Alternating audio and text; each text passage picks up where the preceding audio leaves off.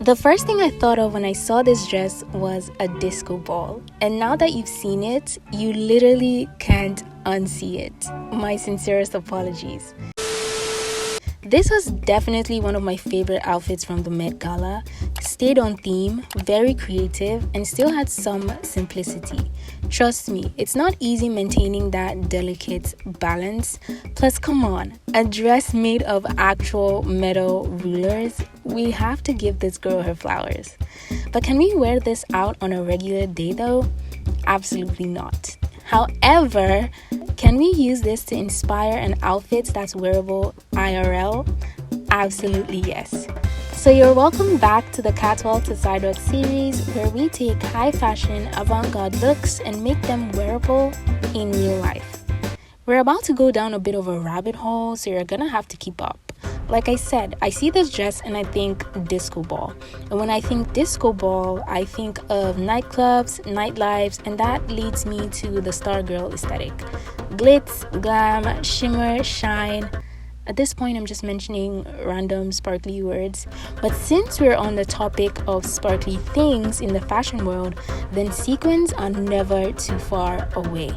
And just like that, we have our statement fabric. But we're not just choosing any color sequins, we need the big silver ones, because we still want to match the color scheme and texture of her outfit. We obviously can't really go for a sequin dress, because then the video would literally be over in like 2 seconds. Also, we're going for a casual but still dressy vibe, you know? And a sequin dress is definitely a bit over the casual meter. So we have two starting runners, either a sequin top or a sequin skirt. But that skirt is just calling my name. So let's start off with that. This is obviously our statement piece, so we'll need a lot of neutral colors to tone down all of this sparkle. I'm thinking either a white or black graphic tee. So now we have the foundation of our outfit, but what now? Accessories, y'all. And this is the perfect time to introduce you to my unhinged thought process.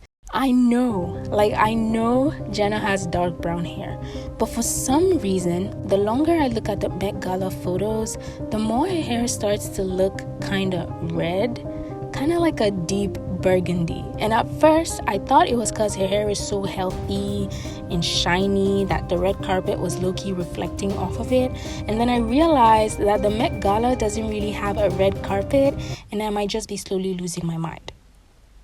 And you know what? Let's just roll with it, because we could really use a pop of color in our outfit. She's looking pretty dull. So let's try out some burgundy sneakers or kitten heels, and a matching vintage bag wouldn't hurt either. Now for the extras, 2 words: black tights. I know you see the vision too.